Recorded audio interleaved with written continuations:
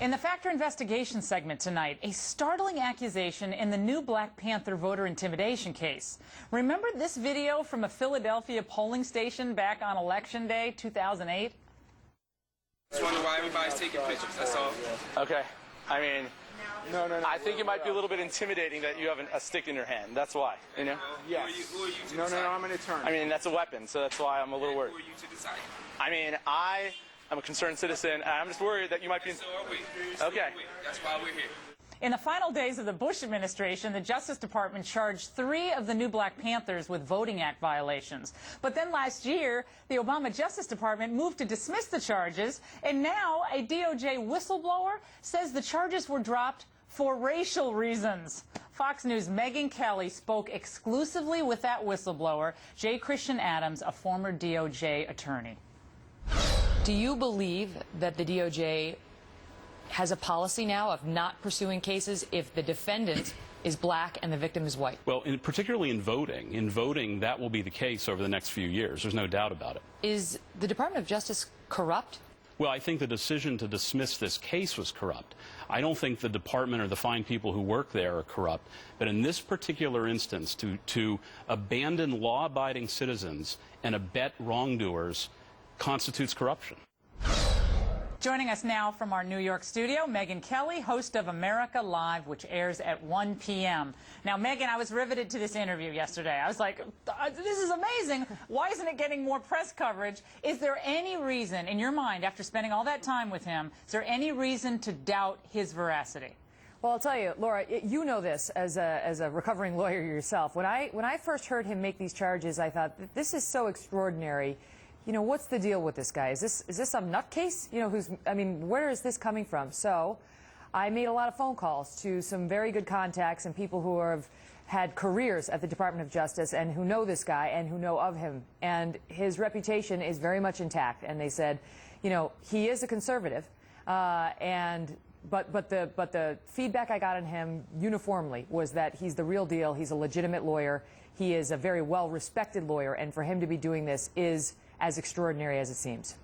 Now, Megyn, what did you find out about who sort of set the standards, set the rules here in place for how this case would be handled? Now, he came on my radio show this morning, and I was trying to say, well, is it coming from Eric Holder? He wouldn't quite say, but who, you know, Eric Holder is the guy in charge. Is there a reason to think that he was, you know, setting down this this new approach? Well, two things. He wouldn't go that far. He said, first of all, with respect to the dismissal of the new Black Panther Party case, which, keep in mind, was dismissed, as you know, after it was won. That's the piece of this that's won. Default judgment. They won it.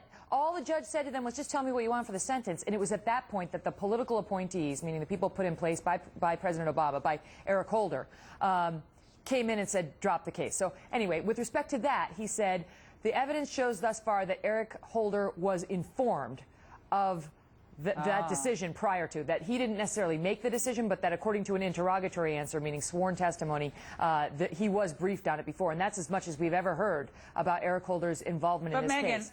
Megyn, you know Eric Holder's comment of last year when he said we were a nation of cowards. I'm not getting the exact quote, but you know that speech he gave at the Justice Department. We're a nation of cowards because of the way we do or don't talk about race. Yeah. Okay. That's a pretty profound statement that he made. One of his first addresses as Attorney General to the staff attorneys, the line attorneys, everyone who works in that building.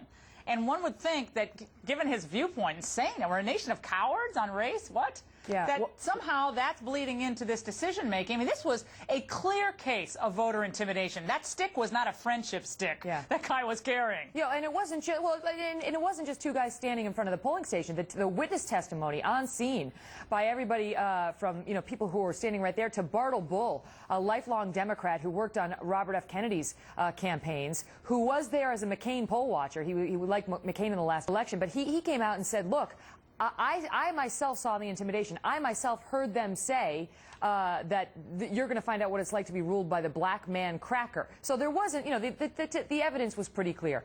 But the bottom line was that, according to this guy, this whistleblower, the Department of Justice under Eric Holder now has a policy that it's not going to pursue these cases where it's a black defendant and a white victim. And that's really the headline out of this interview. Laura. What happened to the post-racial presidency? I thought we're turning a page on race. Well, think about that. Think about that. He said he's very concerned going into the November midterms and the presidential election and beyond, that now you're going to have instances like this where Black Panthers and others can go to the polling stations and do this if they so choose, and they just basically are going to get a pass because while it's not an official thing, it's been made very clear to all the rank and file voting rights attorneys in the DOJ, those cases are not to be pursued. And not only that, he's accusing a top DOJ attorney, this guy Perez, of going before the U.S. Commission of Civil Rights and lying about the reasons the Panthers case was dropped in the first place, of lying under oath, which is an extraordinary accusation. And now, Laura, we'll wait to see